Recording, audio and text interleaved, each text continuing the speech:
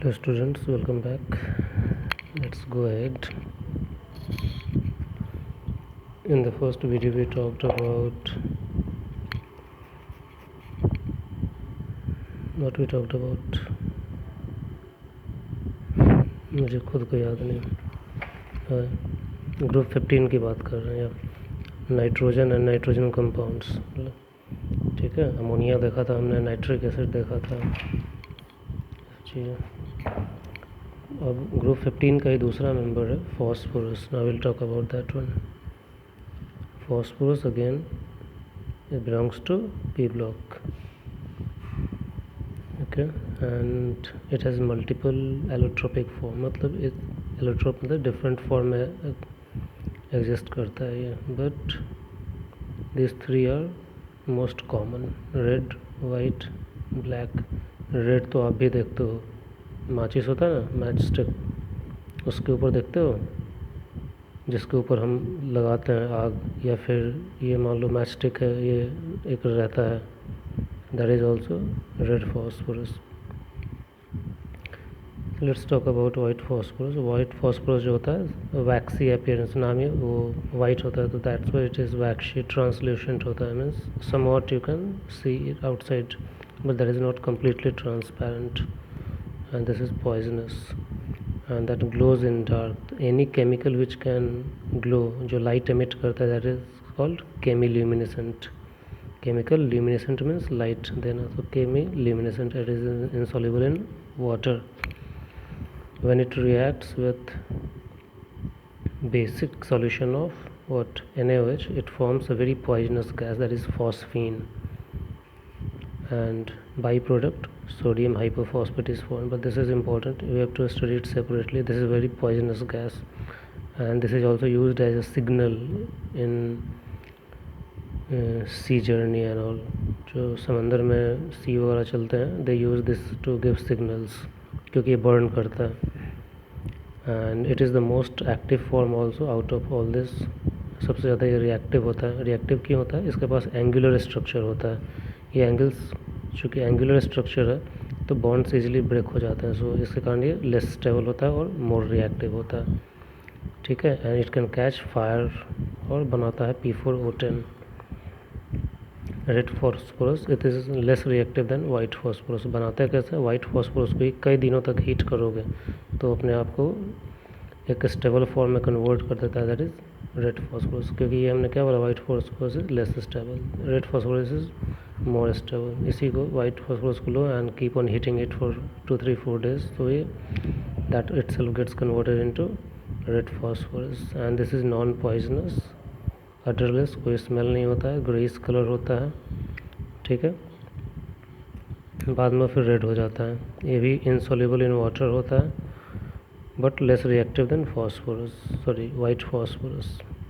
इसका जो pyramidal structure होता है, ये आप देख रहे हो वाइट फॉस्फोरस, इसमें भी वही होता है पिरामिडल, लेकिन पॉलीमेरिक होता है. एक से यही काम होगा यहाँ पे. जैसे वाइट फॉस्फोरस जब आप हीट किया तो वही बहुत सारे यूनिट्स आपस में जुड़ते जाते हैं, तो this becomes polymeric structure. Tetrahedral ही, लेकिन एक से ज़्यादा टेट्राहेड्रल है, सो इट बिकम्स पॉलीमेरिक. एक से ज़्यादा है को क्या बोलते हैं, पॉलीमर बोलते हैं ना, तो पॉलीमेरिक स्ट्रक्चर. ब्लैक फॉस्फोरस के दो फॉर्म होते हैं, alpha and beta. Red phosphorus को जब हाई टेम्परेचर पे आप हीट करते हो तो that gives you alpha form, and it has the sublimation property. मतलब इसको ब्लैक फॉस्फोरस अल्फ़ा फॉर्म को हीट करोगे तो वो सीधे सॉलिड गैसेस फॉर्म में आ जाता है. ओपेक होता है, ट्रांसपेरेंट नहीं होता. और रोम्बोहेड्रल और मोनोक्लिनिक, ये आपने सॉलिड स्टेट में पढ़ा है. रोम्बोहेड्रल और मोनोक्लिनिक स्ट्रक्चर क्या होता है, ठीक है. और ये बर्न भी नहीं करता है एयर में. और वाइट फॉस्फोरस को कॉम्परेटिवली इसके कंपेरिजन में थोड़ा कम टेम्परेचर पे हीट करोगे, बट एट हाई प्रेशर तो ये बीटा फॉर्म में कन्वर्ट कर देता है. And this can burn in air, but only at high temperature. 675 kelvin से ऊपर का टेम्परेचर डालोगे तब. These are the basic thing about phosphorus and its different allotropic forms. एक बार देख लेना, यू विल जस्ट, बहुत सारे डेटा है तो आपको लगेगा कैसे ध्यान रखना है, but you can easily remember it, not an issue.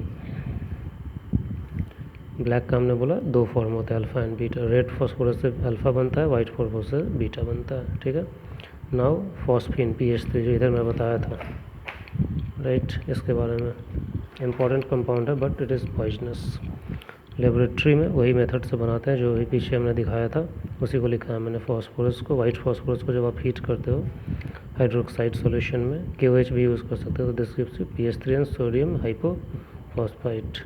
Commercially क्या किस चीज़ से बनाते हैं? कैल्शियम सॉल्ट से बनाते हैं। कैल्शियम फॉस्फाइड लो और उसको वाटर के साथ मिक्स करो या उसी को HCl के साथ मिक्स करो, तो हाइड्रोक्साइड और CaCl2 तो बनाएगा ही, साथ में ये फॉस्फीन बना देता है।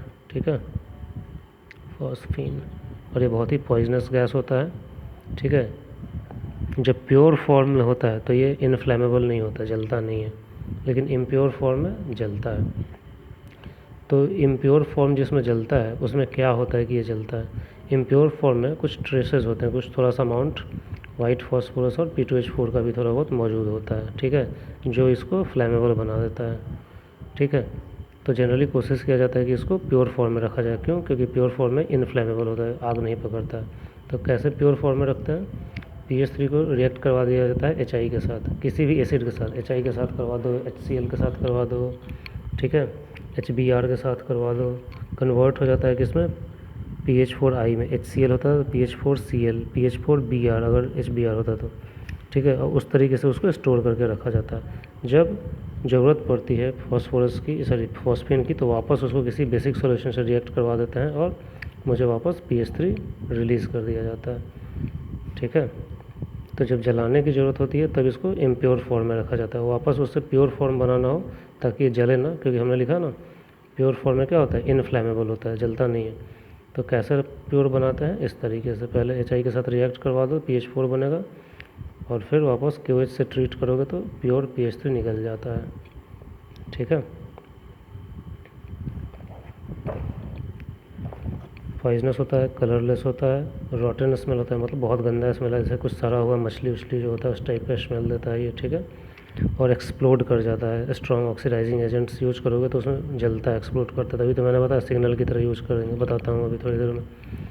ठीक है, और this is slightly soluble in water, बहुत ज़्यादा सॉल्युबल नहीं होता है, लेकिन जब वाटर में डालोगे उसे जो भी थोड़ा धीरे धीरे रेड फॉस्फोरस में कन्वर्ट हो जाता है, हाइड्रोजन गैस बाहर निकल जाता है।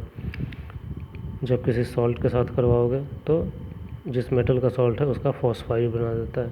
जैसे कॉपर सल्फर से किया तो कॉपर फॉस्फाइड बना दिया, Hg मर्क्यूरी क्लोराइड किस किया तो मर्क्यूरिक फॉस्फाइड बना दिया। तो किसी भी मेटल के सॉल्ट से PH3 को रिएक्ट करवाओगे तो उसका कॉरस्पॉन्डिंग फॉस्फाइड बना देता है ये।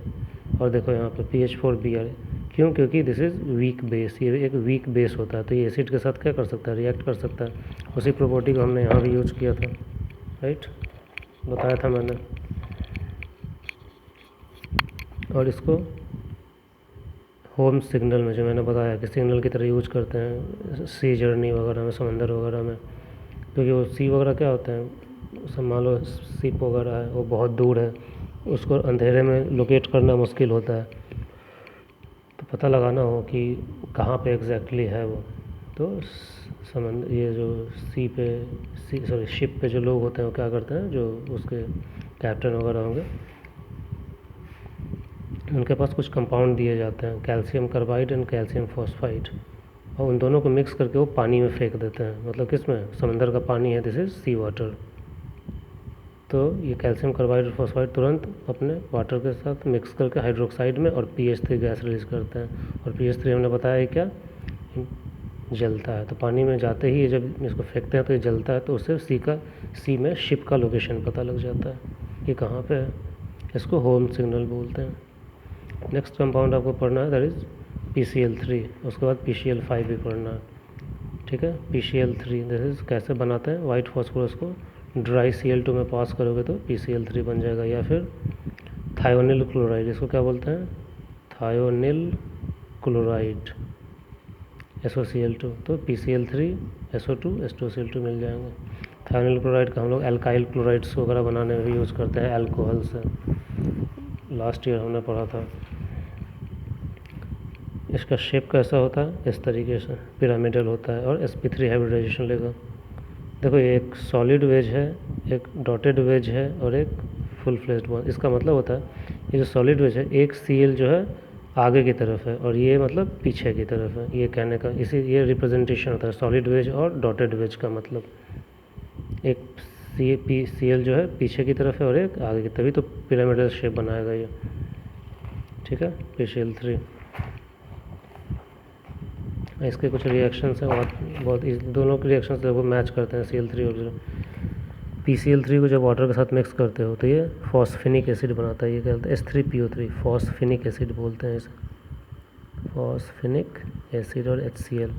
और इसको एसिड के साथ या बेस के साथ, मतलब एक ऐसा कंपाउंड जिसमें OH ग्रुप हो, रिएक्ट करवाओगे तो वही चीज़ बनाएगा, H3PO3, और कॉरस्पॉन्डिंग ये क्या हो गया, इथाइल एसिल क्लोराइड, ये इथाइल क्लोराइड हो गया।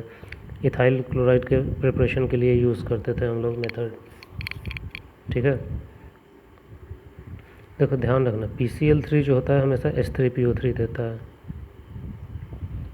अब PCl5, ये कैसा शेप होता है इसका, ट्राइगोनल बाईपिरामिडल, 3 तो है ही पिछले वाले की तरफ, 2 और होता है। ये जो 3 बॉन्ड होते हैं जो इक्वेटोरियल पोजीशन बोला था, ये तीनों इक्विवेलेंट होते हैं, सेम लेंथ होता है, 202 या 203-4 के आसपास पिकोमीटर। इन तीनों को बोला जाता है इक्वेटोरियल PCl बॉन्ड, ठीक है। PCl 3 इक्वेटोरियल बॉन्ड होते हैं, और ये 2 जो होते हैं एक्सियल बॉन्ड होते हैं यहाँ पे, और एक्सियल बॉन्ड बड़ा होता है, ये 202 और ये 240 पिकोमीटर के आसपास होता है। चूँकि ये 240 होता है, लंबा होता है, तो ये इजीली ब्रेक भी हो जाता है। जैसे जैसे हमने पढ़ा है केमिकल बॉन्डिंग में, बॉन्ड लेंथ बढ़ता है तो बॉन्ड स्ट्रेंथ घटता है, तो ये वीक बॉन्ड होता है, ठीक है। ग्रेटर देन इक्वेटोरियल, मतलब इक्वेटोरियल बॉन्ड लेंथ से इनका बॉन्ड लेंथ बड़ा होता है, तो बड़ा होने के कारण ये वीक भी होगा।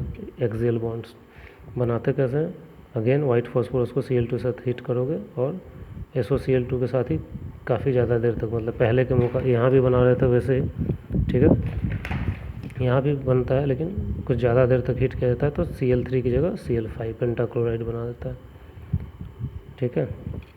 अगेन ये येलोइश वाइट पाउडर होता है। PCl5 को जब थोड़ा देर हीट करोगे तो PCl3 और Cl2 में कन्वर्ट हो जाता है। इसको जब वाटर के साथ मिक्स करोगे तो ये POCl3 बनाता है। इसको आप मिक्स कर दे तो क्या बना देता है, H3PO3, फॉस्फेनिक एसिड। इसको जब मिक्स कर दे तो POCl3 बनाता है, और फिर एक्सेस वाटर दोगे तो ये फिर H3PO4, फॉस्फोरिक एसिड में कन्वर्ट होता है। तो PCl5 वाटर के साथ डायरेक्टली एसिड में कन्वर्ट नहीं होता, बहुत एक्सेस वाटर दोगे तब होता है, क्योंकि पहले ये POCl3 में कन्वर्ट होता है। C2H5OH के साथ अगेन क्लोराइड बना देता है, इथाइल क्लोराइड, और POCl3 निकल जाएगा। Ag के साथ अगेन उसका क्लोराइड बना देगा, ठीक है। तो this is about your phosphorus और उसके compound. In the next video we will start with group 16 elements. ये ग्रुप 15 ख़त्म हो गया आपका, ठीक है। Thank you.